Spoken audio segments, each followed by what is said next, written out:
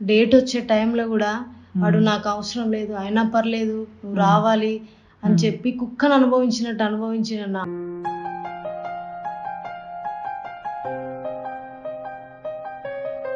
వీడు అనుభవించింది కాక వీడి ఫ్రెండ్స్తో కూడా నేను షేర్ చేసుకోవాలంట.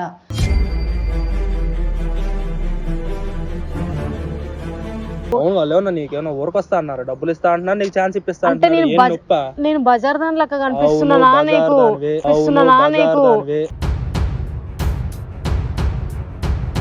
నేను నాతో వచ్చినప్పుడు పక్కన రావడానికి నిన్ను నమ్మి వచ్చిన.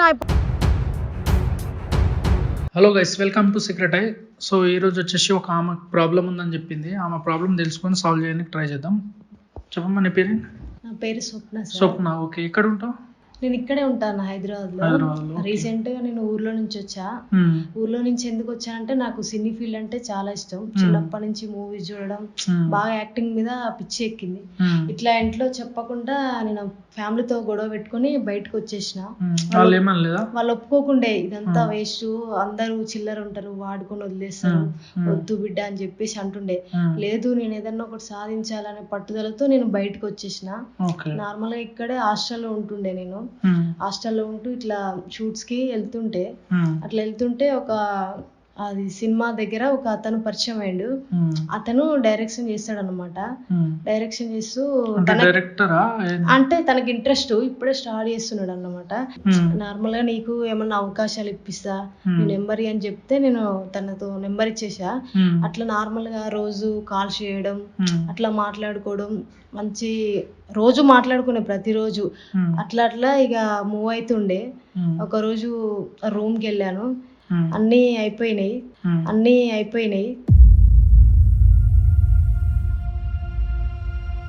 అట్లా తను అన్నీ అయిపోయాయి. ఇంకా నీకు మంచి అవకాశాలు ఇస్తా, నేను ఒక హీరోయిన్ గా చూపిస్తా అని చెప్తే నేను అన్నిటికీ కాంప్రమైజ్ అయిపోయాను. అట్లా ఫోన్ చేస్తుండే. నాకు తెలియకుండా తను ఫొటోస్ తీసుకున్నాడు అన్న. ఫొటోస్ తీసుకొని నార్మల్ గా బ్లాక్ మెయిల్ చేయడం. ఫొటోస్ ఇప్పుడు ఏముంటది, కలిసి దిగిన ఫోటోలా ఎట్లా అంటే మేము బెడ్ షేర్ చేసుకునేటప్పుడు తను అనుకోకుండా ఫొటోస్ తీసుకున్నాడు. అవి పెట్టుకొని ఇప్పుడు బ్లాక్ మెయిల్ చేస్తున్నాడు. 6 నెలల సందన్న ఇక్కడ రమ్మంటే అక్కడికి పోయినా, పిచ్చి కుక్కని చేసిందన్న రోడ్డు మీద. వాడు రమ్మన్నప్పుడు వెళ్ళడం చేయడం. అసలు 6 months అసలు అప్పుడే అయిపోయిందా నాకు. అసలు ఏంది లైఫ్, వెనకకు పోదామన్నా ఏం లేదన్నా. ఇప్పుడు ఏం చేయాలి అసలు మైండ్ మస్తు టార్చర్ పెట్టిండు నా. 6 months ఓపిక పట్టినన్నా. చాలా టార్చర్ పెట్టిండు.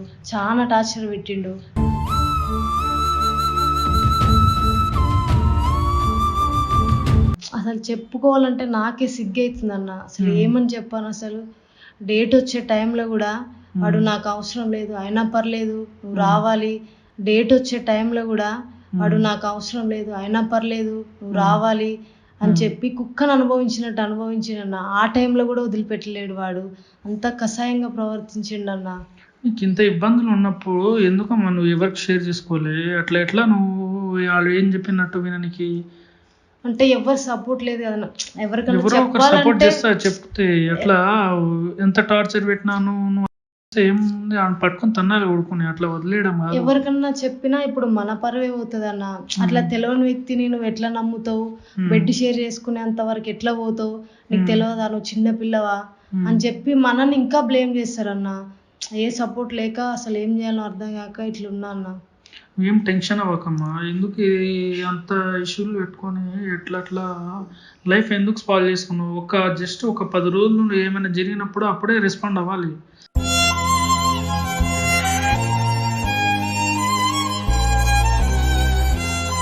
అది వీడు నార్మల్గా నేను షూట్స్కి వెళ్తుంటే వెళ్ళనిచ్చేవాడు కాదు. నువ్వు బయటికి వెళ్ళొద్దు, నువ్వు నాతోటే ఉండాలి అని చెప్పి వాడే షూట్స్ చెప్పేది. అక్కడికి వెళ్ళాక మనీ ఇవ్వకపోవడం, నాకు వచ్చే మనీ కూడా వాడు తీసుకొని ఎంజాయ్ చేయడం, వాళ్ళ ఫ్రెండ్స్తో తిరగడం, అట్లా ఇట్లా చిల్లర వేసేదన్న. ఇప్పుడు ఏం చేయాలనో అర్థం కావట్లేదు. అసలు ఎటు కాకుండా చేసిండన్న, లైఫ్ అంతా ఆగం చేసిండు. ఆ వేసిన కొడుకు నమ్మి నా లైఫ్ మొత్తం వాడికి దారపోసినన్న.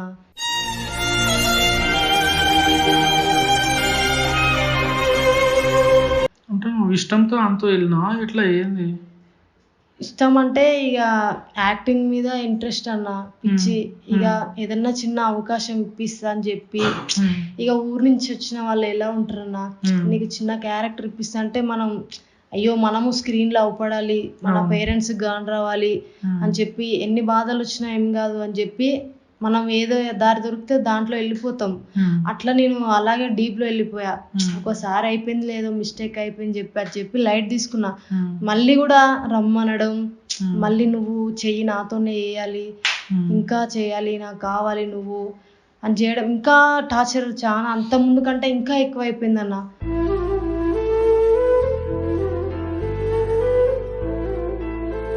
నేను అసలు ఇప్పుడు ఇట్లా మీ ముందుకు వచ్చి షేర్ చేసుకోవడానికి కూడా వీడు అనుభవించింది కాక వీడి ఫ్రెండ్స్ తో కూడా నేను షేర్ చేసుకోవాలంట.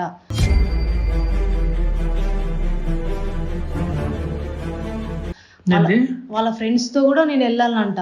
ఇప్పుడు ఏమంటున్నాడు, ఇప్పుడు వాడు అనుభవించింది కాక ఇంకా వాళ్ళ ఫ్రెండ్స్ కూడా అనుభవించాలంట.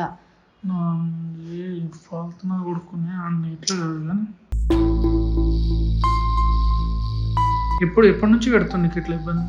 ఇప్పుడు 6 నెలలు అయిపోయిందన్న, 6 నెలలు దాటిపోయింది. ఇక వీడు ఒక్కడితో అని చెప్పి నేను లైట్ తీసుకున్నా. ఇప్పుడు ఏమంటున్నాడు, నువ్వు నాతో వేసింది నా ఫ్రెండ్స్ తో, నేను నా ఫ్రెండ్స్ ని పిలిపిస్తా రూమ్ దగ్గరికి రా అని చెప్పి ఇక చిల్లర మాట్లాడుతున్నాడు అన్న. వాడి ఫోన్ ఎత్తపోతే వాళ్ళ ఫ్రెండ్స్ ఫోన్ల నుంచి ఫోన్ చేయడం, నువ్వు వస్తున్నావా, మేమే రావాలనా అని చెప్పి ఘోరంగా బ్లాక్ మెయిల్ చేయడం. అట్లా చేయడం నాకు బాగా ఇబ్బంది అనిపిస్తున్నది అన్న.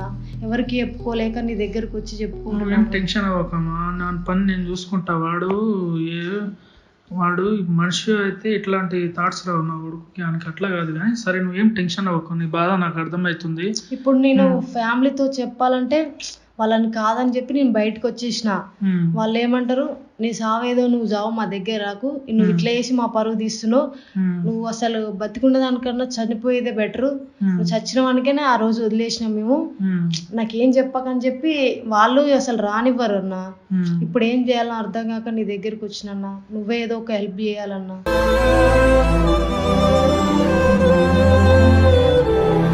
అలాంటి నా కొడుకుల్ని వదిలిపెట్టొద్దన్నా. నువ్వు ఏం టెన్షన్, ఖచ్చితంగా వాడిని ఎట్లా చేయాలో అట్లా చేస్తా. నువ్వు ఎందుకు కానీ ముందే ఈ స్టెప్ 6 నెలలు అయ్యేదాకా కాకుండా ఎప్పుడు ముందే తీసుకుంటే బాగుండేది. అంటే నేను వాడిని గుడ్డిగా నమ్మినన్నా, ఏమో ఇక వాడు ఒక్కడే కదా చూస్తాడు చేస్తాడు అని చెప్పి ఇక నేను బాగా మూవ్ అయిపోయినా. ఈ మధ్యలో ఏమైనా కమ్యూనికేషన్, ఏమైనా లవ్ అలాంటిది ఉండేదా? ఇట్లా లవ్ ఏం లేదన్నా, ఇదే ఇక రూమ్ కి పిలవడం, నీకు మంచి ఆఫర్లు వస్తాయి, నువ్వు మంచిగా ఉన్నావు, నువ్వు అందంగా ఉన్నావు, నీకు మంచి క్యారెక్టర్ ఇప్పిస్తా, నువ్వు స్క్రీన్ మీద కనపడతావు, నీ గోల్ నేను తీరుస్తా అని చెప్పి అట్లా చేసేసిండు అన్న. ఇంకా మొత్తం డైరెక్టర్ వాడు డైరెక్టింగ్ చేస్తున్నాడు అన్న, ఇప్పుడే స్టార్ట్ అయ్యిండు. అంటే వాడు ఇప్పటి వరకు ఏదైనా తీసిండా? చేయలేదన్న, ఇప్పుడే స్టార్ట్ చేసిండు. ఇప్పుడే చేస్తున్నావు. వాడు అసలు డైరెక్టరా ఏందో నీకు ఇప్పటి వరకు క్లారిటీ లేదు? నాకు క్లారిటీ లేదన్నా.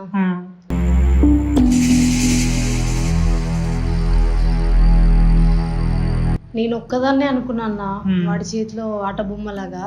నాలాగా ఒక అమ్మాయి కూడా ఉన్నది, తను షూట్స్ కి వెళ్తది, తనను కూడా ఇలాగే బ్లాక్ మెయిల్ చేసిండంట.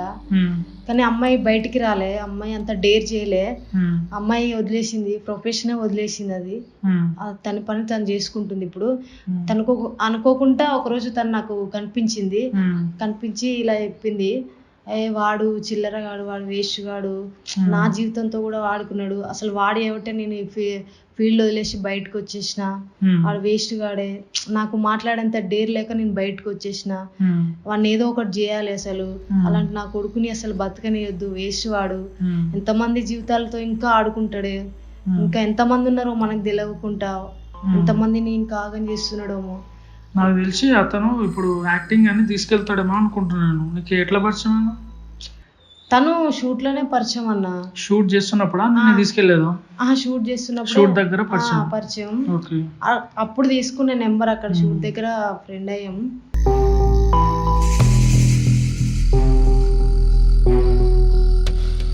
సరే అమ్మా, నీ బాధ నాకు అర్థమవుతుంది. చూసిరా గైస్, ఇలాంటి వెధవగాళ్ళు ఉంటే లైఫ్లో అసలు ఒక అమ్మాయి లైఫ్ స్పాయిల్ చేస్తున్నాడు, వానికి అర్థం కావట్లేదు వాడు ఏం చేస్తుండేది అనేది. వాడిని పట్టుకొని తన్ని ఏదో ఒకటి చేద్దాం, ఈరోజు వదిలేదే లేదు ఇంటికి. అసలు 6 months నుంచి అంట ఎంతలా ఇబ్బంది పడుతుంది ఆమె, చెప్పుకొని కూడా చాలా ఇబ్బంది పడుతుంది ఇక్కడ. ఆమె జస్ట్ ఒక పాయింట్ చెప్తే నేను షాక్ అయినా, ఏంది అసలు ఎట్లా బిహేవ్ చేస్తున్నాడు, వాళ్ళ ఫ్యామిలీ మెంబర్స్ ఎవరు ఉండరా, లేడీస్కి ఎవరు ఎట్లా రెస్పెక్ట్ ఇవ్వాలి, ఎట్లా మాట్లాడాలి, ఏం ఏం మనుషులు రా భాయ్. సరే నువ్వేం టెన్షన్ అవ్వకు, చలో చలో గాయస్ మనం ఒక ఇప్పుడు నీకు ఎట్లా రప్పిద్దాం, నువ్వు చెప్తే వస్తాడు. నేను చెప్తే రాడన్నా, మీరే ఫోన్ చేసి ఎలాగైనా రప్పించండి. నువ్వు చెప్పింది రాకపోతే మేము చెప్తే ఏడొస్తాము. ముని ఏం చేద్దాం చెప్పు, ఏదైనా ఒక ప్లాన్ చేయి. గైస్ మాకు ఒక 1 hour టైం ఇవ్వండి, మేము ప్లాన్ చేసుకొని మళ్ళీ మీకు చెప్తా ఏం ఎట్లా అన్ని ట్రాప్ చేసి పట్టుకుంటాం అనేది.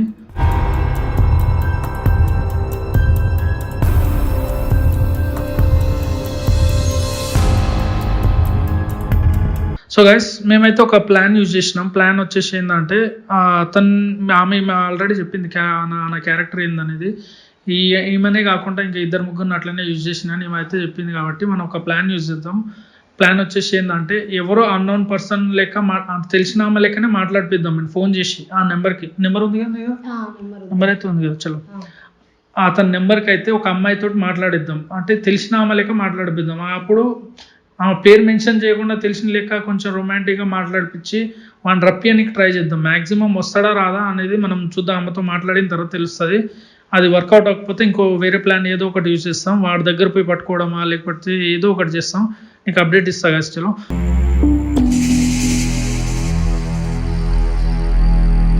సో గైస్ ఇప్పుడు మేము ఈ అమ్మాయి చెప్పిన పర్సన్ కు మా టీమ్మేట్ తో కాల్ చేయించడం జరిగింది. వాళ్ళు కాల్ లో ఏం మాట్లాడారో మీరే వినండి. హలో హలో హలో, ఎవరు ఎక్కడున్నావురా?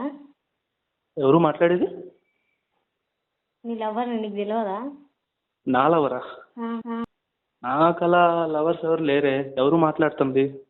లవరు అంటున్నావు, ఎంతమంది ఉన్నారో తెలియదా? ఎంతమంది ఉన్నారా అంటే నాకు లవర్లు ఎవరు లేరు. ఎవరు మాట్లాడేది? నీతో అన్ని షేర్ చేసుకున్నా కదా, నా వాయిస్ కూడా గుర్తుపట్టలేవా? ఎవరు నువ్వు? నాకు కొంచెం క్రాక్ అవ్వట్లా. గుర్తు తెచ్చుకో బాగా.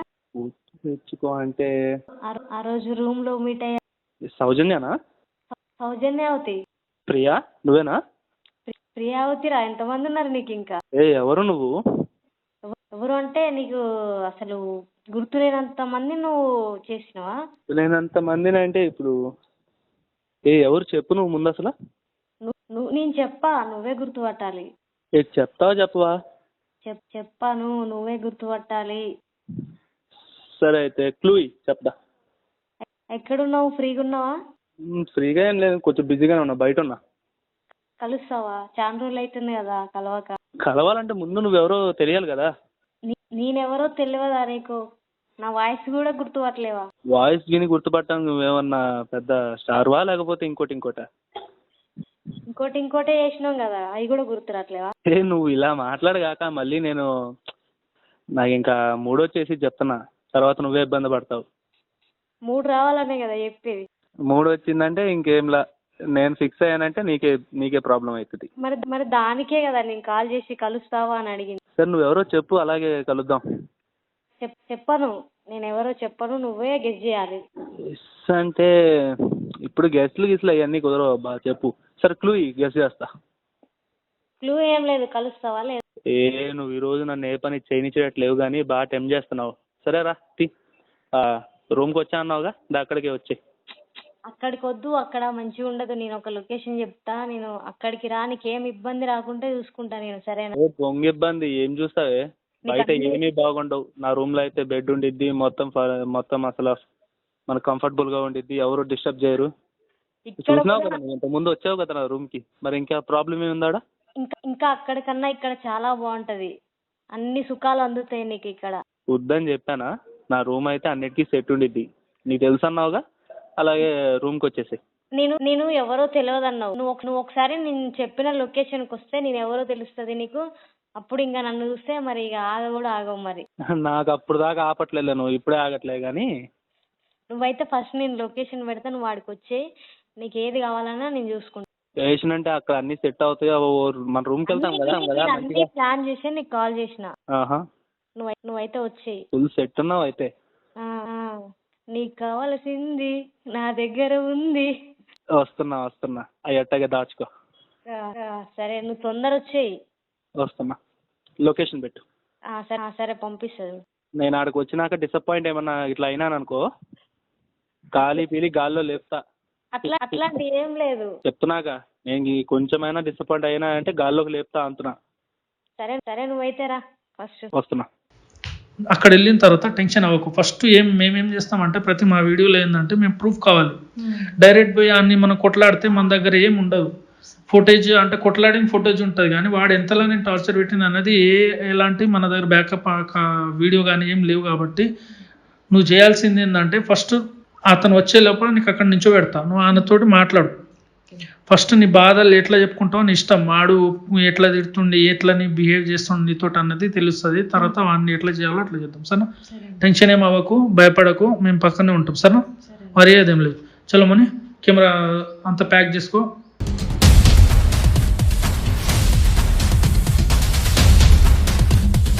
సో గైస్, మేము లొకేషన్ దగ్గరికి వెళ్ళి ఆ పర్సన్ కోసం వెయిట్ చేస్తున్నాం. ఆ పర్సన్ కాల్ చేసి లొకేషన్ దగ్గరికి వచ్చాను, ఇక్కడ అర్థం అవ్వడం లేదు అని చెప్పాడు. సో మా టీమ్మేట్ తో సరౌండింగ్స్ లో ఏమున్నాయో, ఎక్కడికి రావాలి అనేది చెప్పించడం జరిగింది. ఇప్పుడు మా టీమ్మేట్ ప్లేస్ లో మనకు ప్రాబ్లం చెప్పుకోవడానికి వచ్చిన అమ్మాయిని లొకేషన్ లో నించోపెట్టాం. ఆ పర్సన్ వచ్చేలోపు ఈ అమ్మాయికి ధైర్యం చెప్పడం జరిగింది. ఒకవేళ నేను గుర్తుపట్టి మాట్లాడిన అనుకో ఓకే. చాలా ఇదే ఇక కెమెరా ఆడ చెట్టు వెనకల్లా దాబెట్టి నాకు కనిపించకుండా నువ్వు అసలు కెమెరా సైడ్ చూడకు, డౌట్ రావద్దు. న్యాచురల్గా ఎట్లా మాట్లాడుతూ మాట్లాడు. దీంట్లో రికార్డింగ్ అవుతుంది మెయిన్. ఇది మాత్రం నీ దగ్గర ఉంచి ఫోన్ జస్ట్ చెట్లు అట్లా పట్టుకో. ఏమైనా ఇబ్బంది ఉన్నా నేను వచ్చేస్తా. మేము అక్కడ చెట్టు ఉందా అక్కడ నుంచి ఉంటాం. అక్కడ వినిపిస్తే ఇక్కడ నుంచి మాట్లాడేది. ఏమైనా లొల్లి ఎక్కువ అయితే నేను వస్తాను. సరే చలో.